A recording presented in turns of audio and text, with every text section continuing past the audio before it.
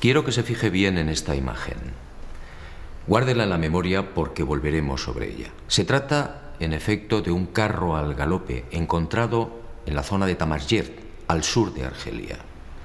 Una pintura como otras que iremos viendo, que guarda una estrecha relación con la historia que quiero contarle. Otra historia oficialmente imposible, que no será del agrado de los arqueólogos ortodoxos. Pero la verdad, como usted sabe muy bien, no es patrimonio de nadie. Sígame y juzgue por sí mismo.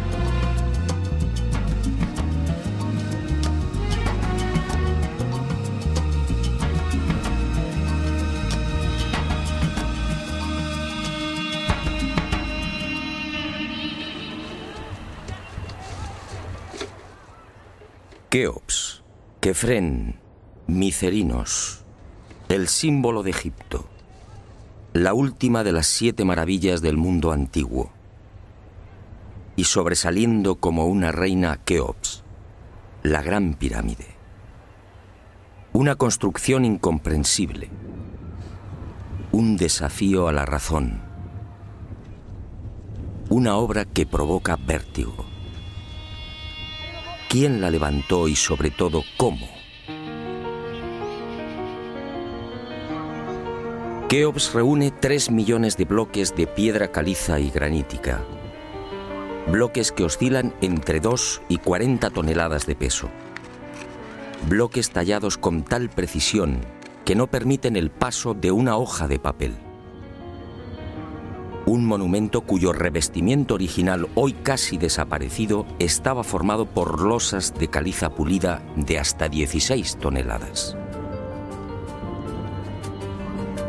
Y a su lado, otro coloso, Kefren, casi 1.700.000 metros cúbicos de piedra. Bloques idénticos a los de Keops, con un revestimiento original de caliza pulida y granito rojo de Asuán. En su base cabrían 7 campos de fútbol. Por último, Micerinos, la más modesta pero igualmente soberbia y desconcertante. Su altura equivale a un edificio de 20 plantas. Hoy, la tecnología tendría graves dificultades para alzar y depositar esos bloques de piedra.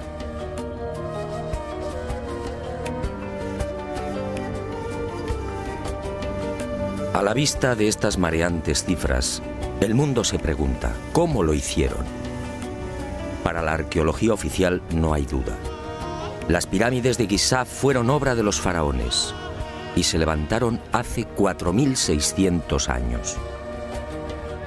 Los bloques fueron trasladados desde las vecinas canteras de Tura y Mohatan, a escasos kilómetros del Cairo, y encajados en los respectivos monumentos mediante el uso de gigantescas rampas. Rampas, dice la arqueología, por las que miles de obreros empujaban los bloques con el auxilio de rodillos de madera.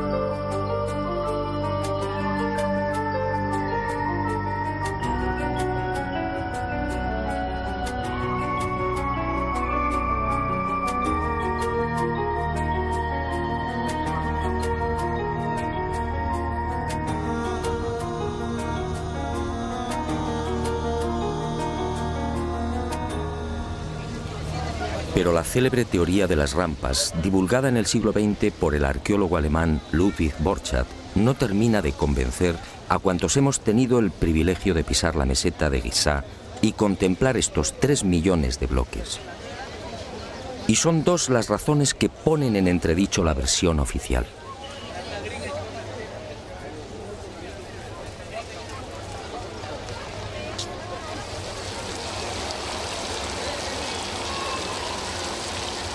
Según los arqueólogos, la Gran Pirámide fue construida por Keops, el faraón que reinó entre los años 2590 y 2567 a.C. Basta un sencillo cálculo para comprobar que en esos 23 años de reinado, los trabajadores tuvieron que mover y elevar hasta las correspondientes hiladas un total de 357 bloques por día. 357 moles de piedra con pesos que oscilan entre 2.000 y 40.000 kilos. 357 gigantescos sillares en 12 horas. Es decir, un bloque cada 2 minutos. Por mucha mano de obra que pudiera reunir Keops, la empresa en cuestión resulta más que dudosa. Y no solo por el arduo problema de organización, sino sobre todo por las evidentes dificultades técnicas a la hora de izar y encajar estos monstruos de caliza, granito y mármol. Los arqueólogos más conservadores se defienden escudándose en lo escrito por Heródoto en el siglo V a.C. Según el padre de la historia, los bloques eran levantados de grada en grada con el concurso de una serie de máquinas formadas por maderos cortos. Esto, al parecer, fue lo que le contaron los sacerdotes durante su visita a Egipto. Pero la narración del escritor griego no constituye un punto de partida sólido y fiable. En el 450 a.C., cuando Heródoto recorre el Nilo, habían transcurrido 2000 años desde la supuesta construcción de la Gran Pirámide por Keops.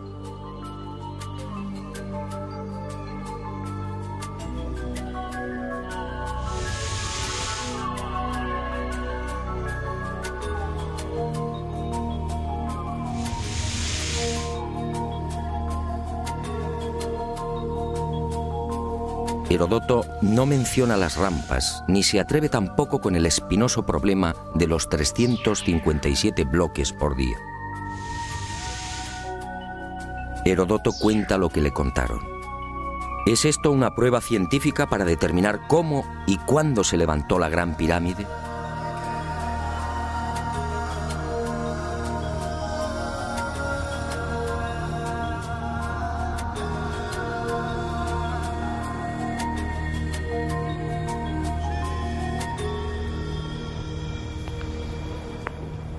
Pero existe una segunda razón de mayor calado que hace dudar de lo establecido por la arqueología.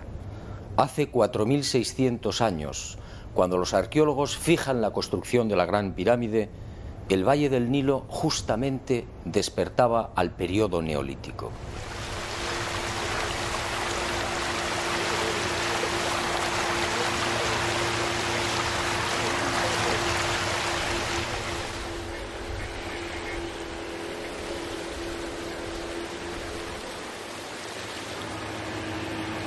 En otras palabras, tanto en el sur, en el Alto Egipto, como en las regiones del Fayum y del Delta Occidental, los habitantes malvivían en chozas de juncos y adobe. Se hallaban todavía en la Edad de Piedra, con un precario desarrollo agrícola y un incipiente pastoreo. Sus herramientas eran groseras, basadas principalmente en la industria lítica. Sería 3 siglos después, hacia el 2300 a.C., cuando estos pueblos entrarían en la Edad del Bronce. Y surge la primera gran contradicción. Si Egipto cambia la piedra por el bronce en el 2300 a.C. aproximadamente, ¿cómo pudieron levantar la Gran Pirámide 300 años antes? ¿Con qué herramientas? ¿Con qué clase de conocimientos? ¿Cómo explicar semejante salto cualitativo?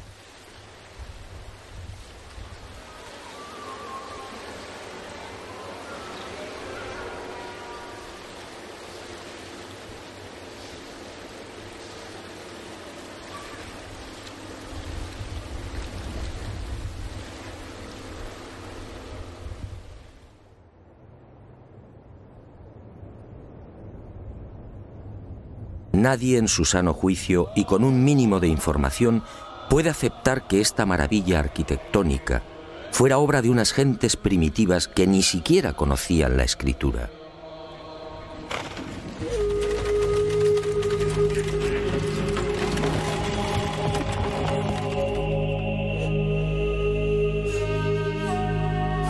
El testimonio de Heródoto, en efecto, deja mucho que desear.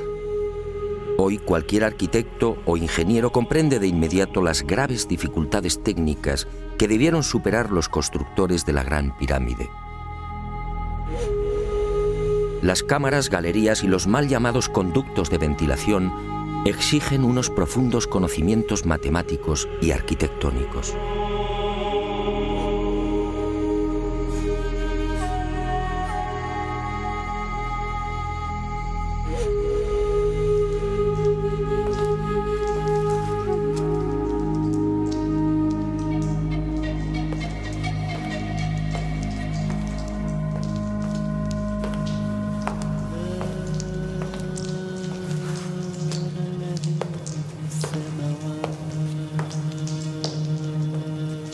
Basta echar un vistazo a las toscas herramientas con las que, según los arqueólogos, se construyeron las pirámides para comprender que algo falla en esta historia.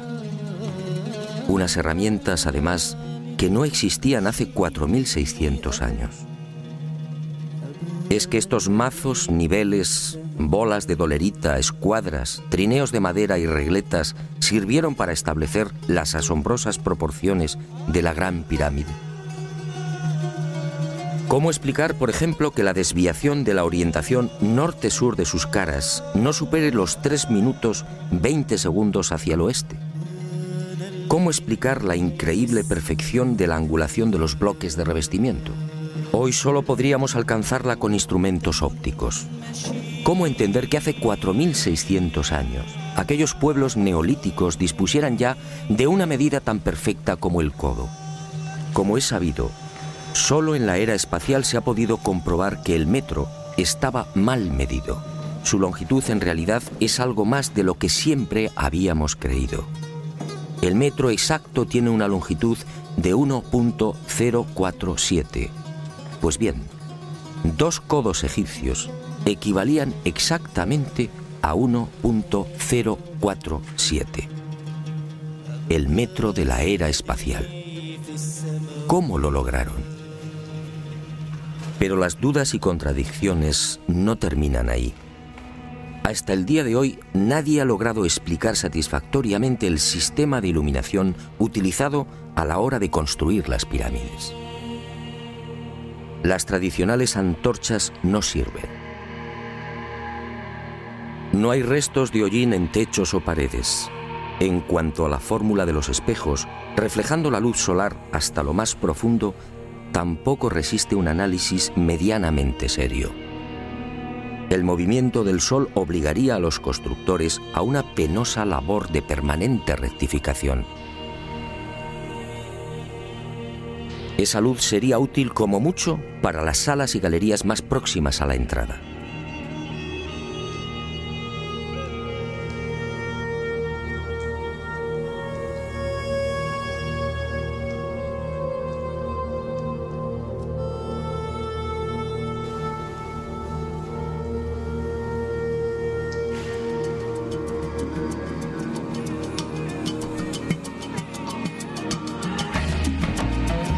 Las explicaciones de los arqueólogos tampoco convencen cuando alguien pregunta por el método utilizado para cortar los enormes bloques de granito. ¿Herramientas de cobre? Eso sería como intentar cortar una mesa de mármol con unas tijeras.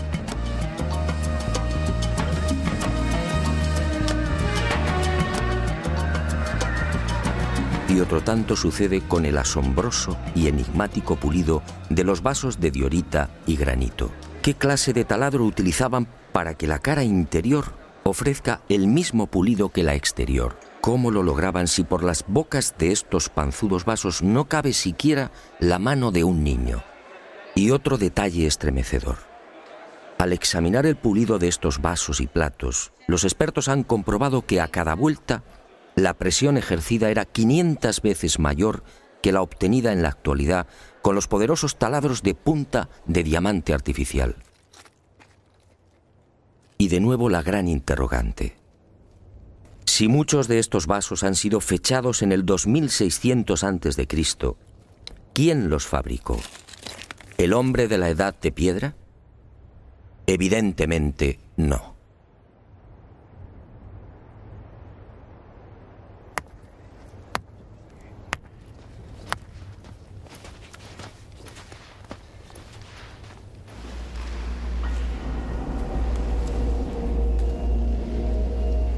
¿Y quién fue capaz de un pulido como el que presenta el supuesto sarcófago de la pirámide de Keops? El acabado en el bloque de granito resulta imposible para un hombre del Neolítico. Mientras las esquinas aparecen absolutamente cuadradas, el índice de imperfección de la superficie del sarcófago no llega a 2/10 de pulgada. Es decir, la 10ª parte del espesor de un cabello humano. Esa perfección en el trabajo sobre la negra y dura diorita alcanza su máxima expresión en la estatua del citado faraón Kefren, hallada en el Templo del Valle, junto a la pirámide que lleva su nombre. El pulido de la misma es tal que solo cabe el silencio. Nadie sabe, nadie entiende cómo se logró semejante belleza hace 4500 años. ¿Y cómo explicar la técnica empleada para la ejecución de estas perforaciones? Son perfectamente visibles en muchos lugares del Egipto faraónico. Aquí, en la entrada real de la pirámide de Keops, tenemos una muestra. Para la arqueología no hay misterio. Estos orificios, dicen, se conseguían mediante la introducción en la piedra de un cilindro hueco que al girar cortaba el granito. Pero al examinar la espiral grabada en el interior, algo no concuerda con la versión oficial. La distancia entre línea y línea es de 2,5 milímetros. Nosotros en la actualidad, utilizando taladros con punta de diamante artificial, solo podemos alcanzar 0,05 milímetros por vuelta.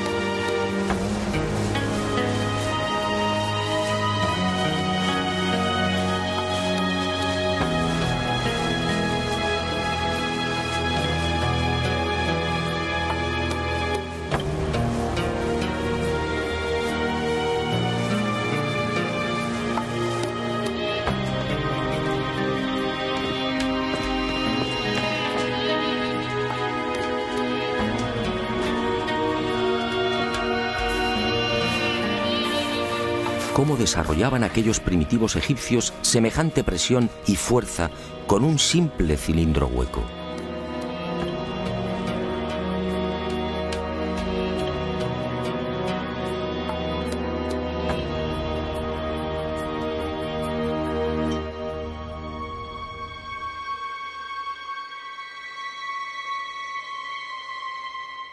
Y aunque algo posterior en el tiempo, también lo descubierto en la tumba de Tutankamón nos deja con la boca abierta.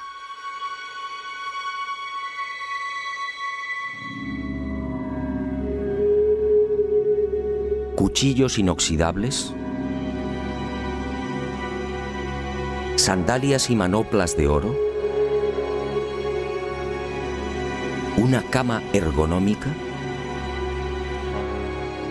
una cama con la parte de los pies más elevada, favoreciendo así la circulación sanguínea. ¿Cómo es posible hace 3.333 años?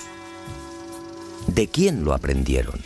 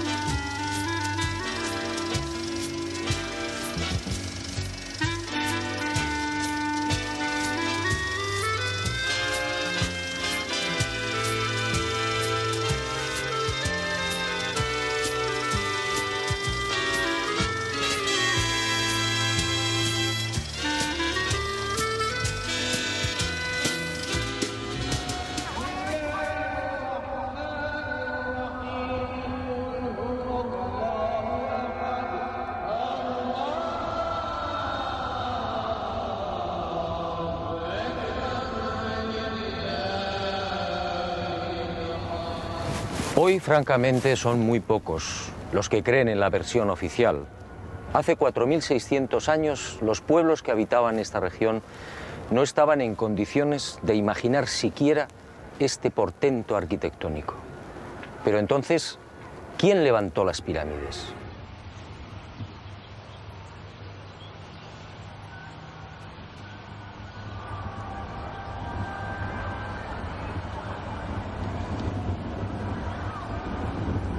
Una primera pista aparece en esta estela de piedra. Una estela depositada en la sala 42 del Museo del Cairo y que muy pocos turistas se detienen a contemplar. La arqueología la denomina la estela del inventario. Se trata casi con seguridad de una copia de otro texto mucho más antiguo.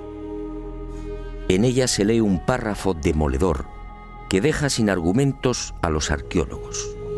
Dice así: el faraón Keops fundó la casa de Isis, señora de la pirámide, detrás de la casa de la Esfinge. ¿Señora de la pirámide? ¿Quiere esto decir que la Gran Pirámide ya existía cuando Keops llegó al poder?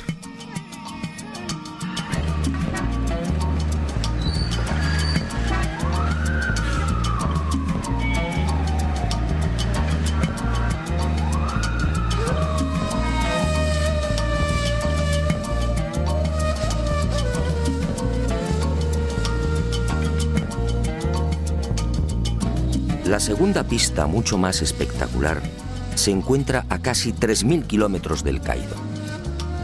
Y hacia allí nos dirigimos.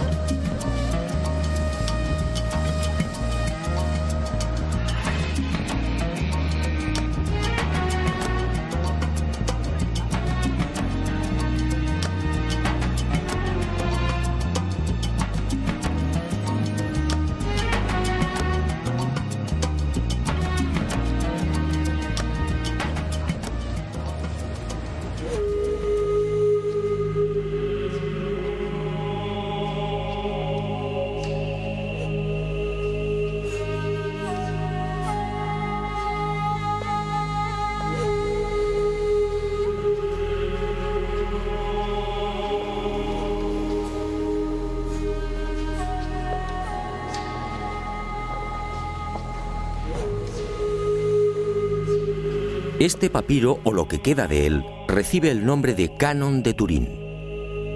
Fue descubierto en 1822 por el viajero italiano Bernardino Drobetti en la antigua ciudad egipcia de Tebas. El propio Champollion lo tradujo, concediéndole una singular importancia. Pero la arqueología ha preferido ignorarlo. Y no es de extrañar a la vista de su contenido. Esta escritura hierática procede de la época del no menos célebre Ramsés II, entre los años 1290 y 1224 a.C. Para algunos, el faraón que persiguió a Moisés. En total, 160 fragmentos correspondientes a 11 hojas escritas hace 3200 años y en las que se lee una extraña lista de reyes. Una lista de reyes egipcios imposible para la ciencia. Imposible, sí, porque de aceptar lo manifestado en este documento arqueológico, la cronología faraónica se vendría abajo. ¿Y qué dice este papiro de 1,70 metros de longitud? Sencillamente que en un lejano pasado, Egipto fue gobernado por unos seres mitad hombres, mitad dioses, que recibían el nombre de Sen-Suhor, los compañeros de Horus. La lista de estos misteriosos reyes sitúa el primer gobierno en el Valle del Nilo, no durante el faraón Menes hace 5000 años, como afirma la arqueología, sino mucho más atrás en el tiempo, concretamente hace 11.000 años.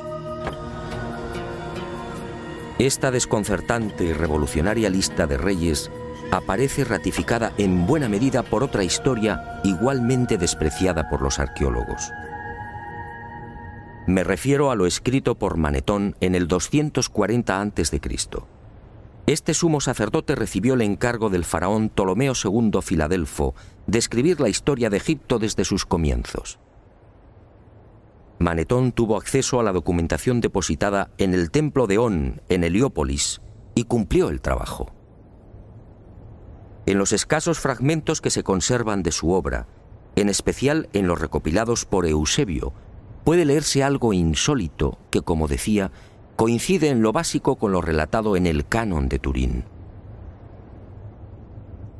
Según Manetón, antes de Menes, el primer faraón de la primera dinastía, Egipto fue gobernado por unos semidioses y también durante miles de años.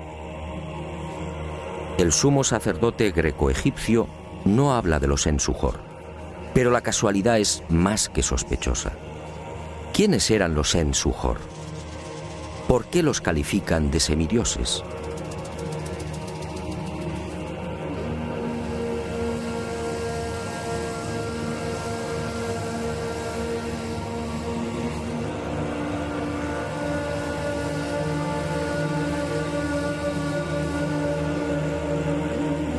Para los arqueólogos más conservadores, los Sen-Suhor y la información suministrada por Manetón son pura fantasía.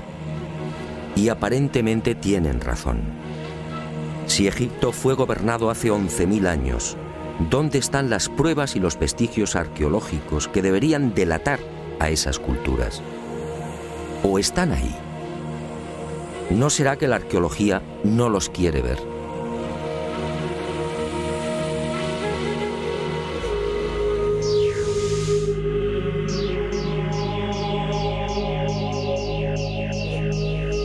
El presente descubrimiento se debe al investigador español Manuel Delgado.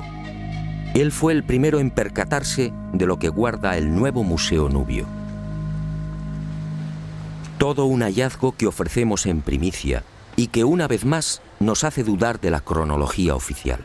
Este huevo de avestruz fue descubierto en la tumba 96 del cementerio 102 en Nubia por el arqueólogo inglés Cecil Malaby Firth. El hallazgo tuvo lugar en 1907, pero dada su naturaleza, fue silenciado. Alguien dibujó sobre él y lo depositó junto al cadáver. Evidentemente se trataba de un objeto muy querido por el difunto. En una de las superficies pueden apreciarse los dibujos de un avestruz y algunas plantas. En la opuesta, oh sorpresa, otra escena imposible: el curso del río Nilo y las siluetas de unas construcciones muy familiares: las 3 pirámides de la meseta de Giza. El hallazgo de este huevo de avestruz no tendría mayor importancia, de no ser por un pequeño gran detalle. Según los investigadores, los restos humanos de la citada tumba 96 se remontan a la cultura Nagada I, es decir, alrededor de 7000 años. 7000 años. Algo en efecto no cuadra. Si la arqueología afirma que las pirámides de Giza fueron levantadas hace 4600 años, ¿cómo es que aparecen dibujadas en una sepultura de hace 7000? Pero las pruebas que apuntan a un pasado mucho más remoto de lo que pretende la egiptología no terminan ahí. En 1991 volvió a encenderse la polémica. Esta vez el protagonista fue Abu el-Hol, el padre del terror, nombre dado por los naturales de la región a la mítica esfinge.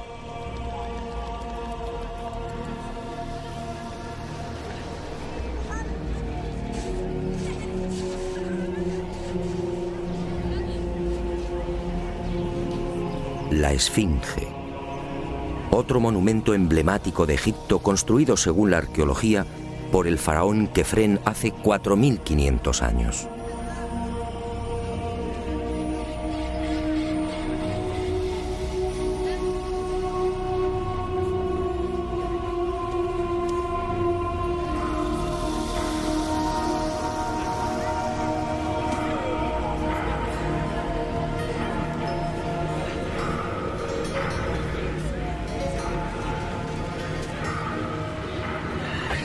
Lo que hoy podemos contemplar tiene escasa relación con la estampa original.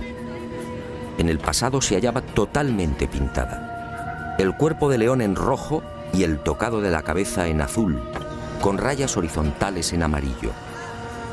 Portaba una barba postiza y por delante de esa barba aparecía una estatua a tamaño natural. Durante la invasión de los mamelucos, la esfinge fue cañoneada y la nariz destrozada. ¿4500 años?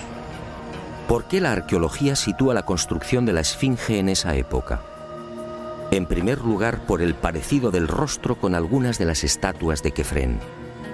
Y además por el hecho de hallarse muy próxima al templo funerario de dicho faraón. Aunque parezca increíble, eso es todo.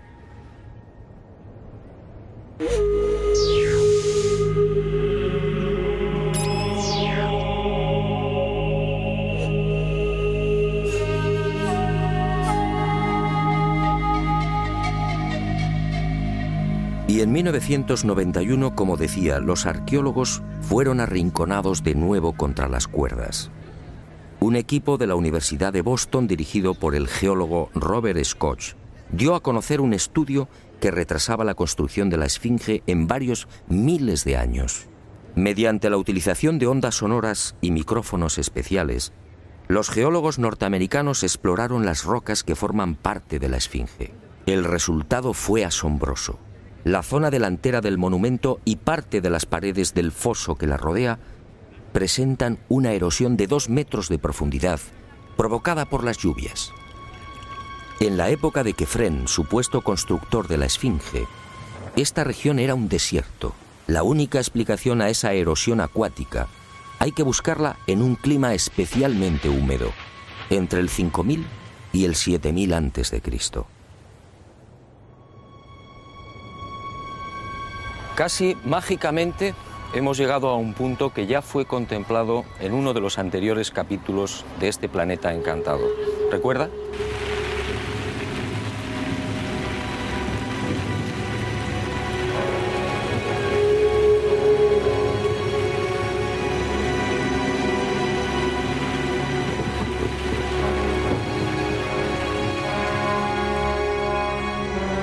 Al hablar del Gran Jardín, pudimos comprobar cómo todo el norte de África, hace unos 12.000 años aproximadamente, se vio sometido a un dramático cambio climático. En otras palabras, la Universidad de Boston acertó.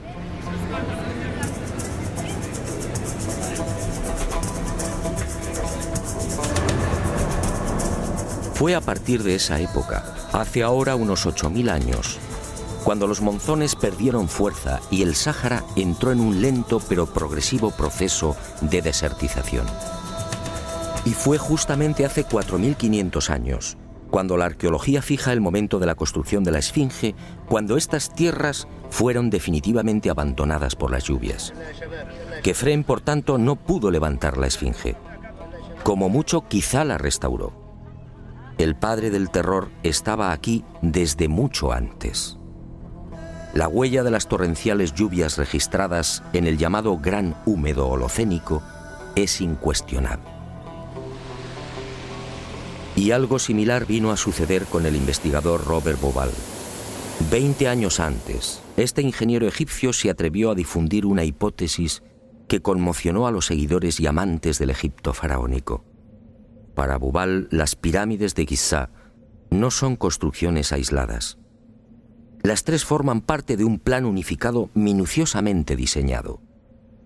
Y para irritación de los arqueólogos más conservadores, formuló una teoría que volvía a poner en tela de juicio la ya desacreditada cronología oficial. La tesis de Bauval es conocida como la correlación de Orión, es decir, el asombroso parecido en la disposición de Keos, Quefren y Micerinos respecto a las tres estrellas que forman el cinturón de Orión. Basta trazar una línea entre las tres pirámides y otra entre las estrellas del cinturón para observar que sendas ubicaciones son casi idénticas. Casi idénticas, sí, pero no iguales. El ángulo de las pirámides es de 172 grados y el de las estrellas de Orión en la actualidad de 181. Bauval se percató de esta pequeña diferencia y tuvo una genial intuición. Con la ayuda de las computadoras retrocedió en la historia y descubrió que la alineación de las estrellas del cinturón de Orión coincidía con la de las pirámides hace 12.500 años. ¿No son demasiadas coincidencias? Por un lado, la geología demuestra que la Esfinge tuvo que ser construida en pleno Gran Húmedo, es decir, hace más de 9.000 años. Por otro, el papiro de Turín y Manetón aseguran que unos semidioses gobernaron el valle del Nilo hace 11.000 o 12.000 años. Quizá más. También el huevo de avestruz hallado en la tumba 96 en Nubia nos dice que las pirámides existían ya hace 7.000 años. Y la tesis de Bauval pone punto final, insistiendo de nuevo en esa misteriosa fecha. 12.500 años.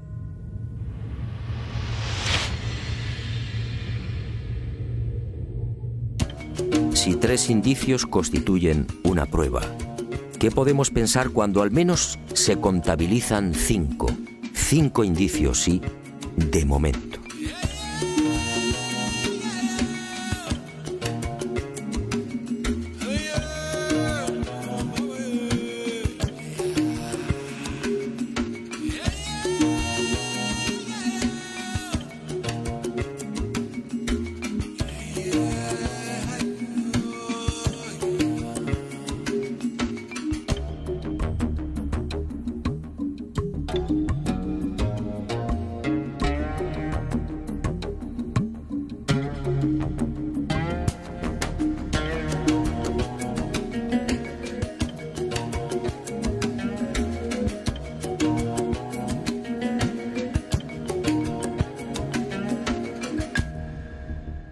No, las pruebas que contradicen la versión de la arqueología oficial no han concluido. ¿Recuerda usted esta pintura? Fue descubierta en el Tassili argelino.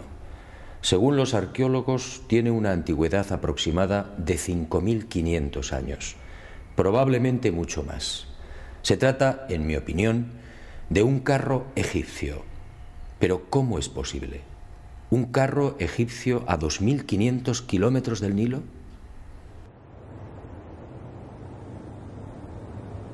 ¿Un carro egipcio antes de que existiera Egipto?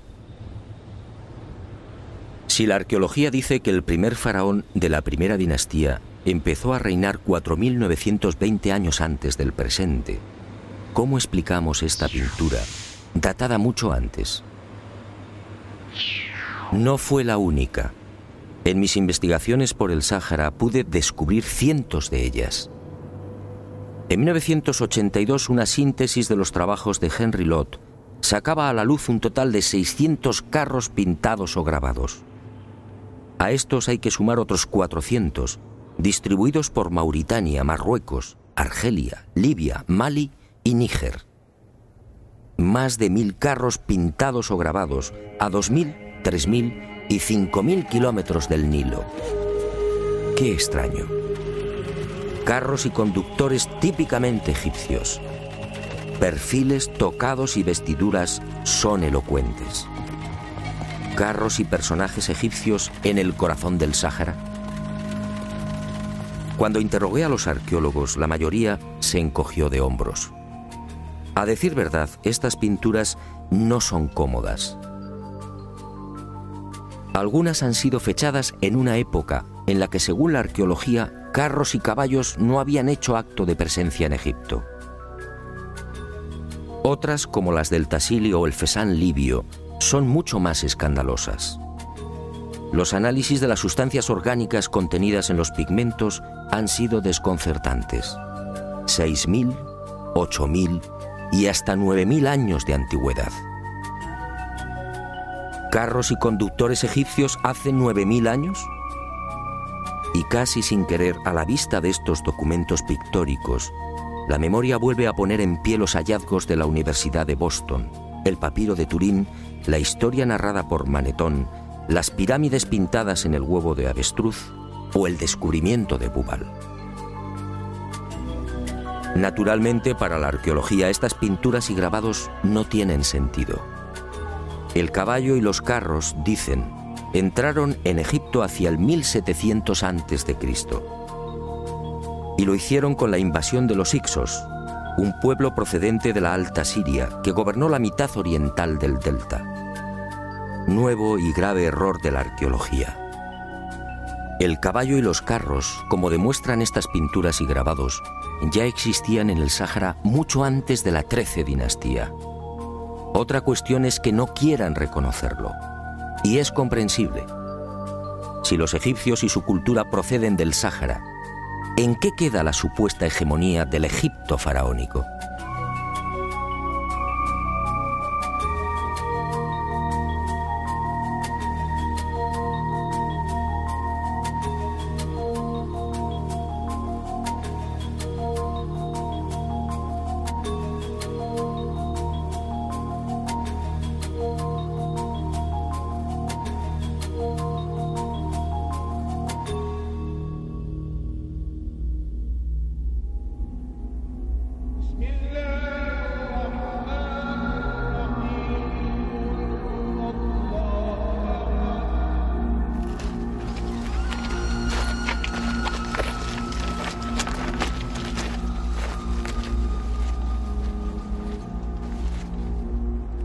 Pero las imposibles pinturas egipcias en el Sáhara, a 2500 kilómetros del Nilo, no se limitan a carros al galope. Otras, para desconcierto e irritación de la arqueología, presentan escenas muy diferentes. Ofrendas. Personajes adornados con el ureus, la serpiente sagrada sobre las cabezas. Barcas igualmente egipcias. Vestimentas similares a las que lucen faraones y sacerdotes. Individuos de perfil al más puro estilo egipcio. Pinturas todas ellas muy anteriores al Egipto faraónico.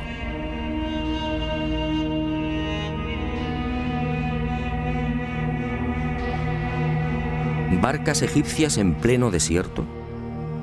Si estas pinturas, como aseguran los confusos y confundidos arqueólogos, fueran tan solo el testimonio de la influencia de la XVIII dinastía en esta remota parte del Sáhara, ¿cuál sería el sentido de las mismas? En esa época, durante la XVIII dinastía, hace 3500 años, esta zona era un desierto idéntico al que ahora vemos. ¿Barcas en un infierno de piedra y arena? ¿Y por qué ignoran la datación? Si estas pinturas se remontan a 9000 años, entonces las barcas sí están justificadas. En esa época, como se recordará, El Sáhara era un jardín, con ríos tan anchos y caudalosos como el actual Amazonas. Pero las extrañas coincidencias van más allá. En esta tumba, a lo largo de más de 120 metros, hace 3100 años, Ramsés III mandó pintar lo que se conoce como el Libro de las Puertas, una especie de cartografía del más allá, una síntesis de la religión del inframundo, la religión del río infernal, la religión que partió del Sáhara y que posteriormente, con las migraciones, apareció entre los guanches, los íberos y los etruscos. ¿Casualidad? ¿Y qué decir de los cientos de representaciones de la vaca sagrada Hathor, del buey Apis o del carnero Amón, todos egipcios con el disco solar entre los cuernos? ¿Cómo explicar que estas mismas imágenes podamos encontrarlas en las pinturas y grabados rupestres de Marruecos, Libia o Argelia? Grabados y pinturas, no lo olvidemos, de 9.000, 10.000 y 12.000 años de antigüedad, es decir, muy anteriores a los bóvidos egipcios. Para el que lo quiera ver, está muy claro. El dios Sol o Amón-Ra de los egipcios, el Achamón de los guanches o el Baal-Jamón de los fenicios tienen un origen común: el profundo y olvidado Sáhara.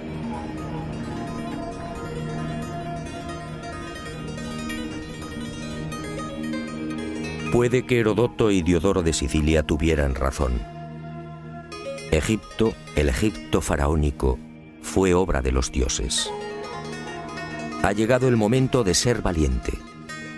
Para mí, hace 9.000 o 10.000 años, quizá más, alguien no humano descendió en el gran jardín, en el Sáhara Azul, y puso en marcha una gran cultura. Una civilización intuida en una lengua, una religión y unas costumbres comunes.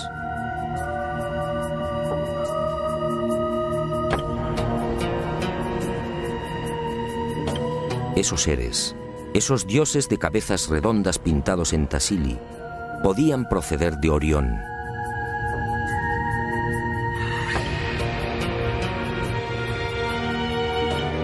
Y ellos o sus descendientes levantaron estas magníficas e imposibles construcciones.